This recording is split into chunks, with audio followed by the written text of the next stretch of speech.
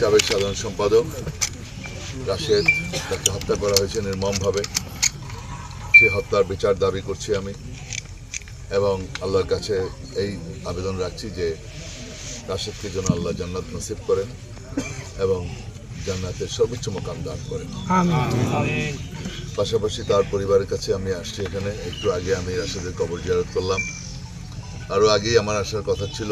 রাশেদ হত্যার সময় আমি মক্কা শরীফ ছিলাম, আল্লাহর ঘরে ছিলাম আমার পরিবারকে নিয়ে। আর তারপরেও এর আগেও আসার ইচ্ছা ছিল, কিন্তু বিভিন্ন বৈরী পরিবেশের কারণে আমি যথাসময়ে আসতে পারি নাই। আসতে দেরিতে হলেও আমি একটু আগে তার কবর জিয়ারত করলাম। তাছাড়া যখন হত্যাকাণ্ড হয়েছে আমি সৌদি আরবে বসেই আমি আমাদের নেতাদের সাথে যোগাযোগ করেছি, এসপি সাহেবের সাথে যোগাযোগ করেছি, ওসি সাহেবের সাথে যোগাযোগ করেছি, যাতে করে রাশেদ হত্যাকারী যারা আছে তাদেরকে গ্রেপ্তার করা হয়।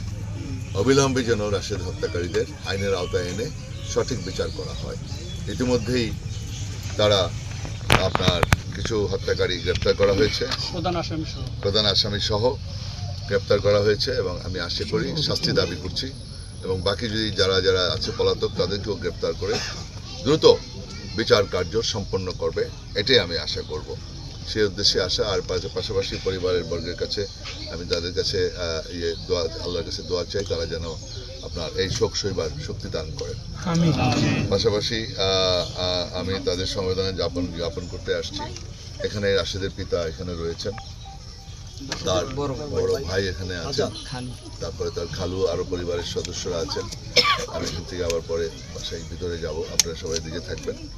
তো আমি কিছু তাদের এর আগে আমাদের সভাপতি সেক্রেটারি, উপজেলা বিএনপির প্রেসিডেন্ট সেক্রেটারি, তারা কিন্তু আপনার জানাজা এসেছিল সাথে সাথে, এবং তারা দাফন কাফনের সব ব্যবস্থা করেছে, এবং সব কিছুই আমাদের পার্টির নেতৃবৃন্দ, উপজেলা নেতা, আমি যদিও ছিলাম না, আমি বিদেশে ছিলাম সৌদি আরবে, কিন্তু আমাদের নেতৃবৃন্দরা সবাই এই ব্যাপারটা খুব আন্তরিকভাবে তারা সব কিছু সম্পন্ন করেছে, এবং পরিবার সভা সব কিছু করেছে, এবং আইনের প্রতি শ্রদ্ধাশীল থেকে আইন প্রকারী সংস্থা থেকে তারাও তাদের যাতে গ্রেপ্তার করা হয়, দোষীদের যেন গ্রেপ্তার করে শাস্তির আওতায় আনা হয়, আইনের আওতায় আনা হয়, তারাও সেভাবে কাজ করেছেন।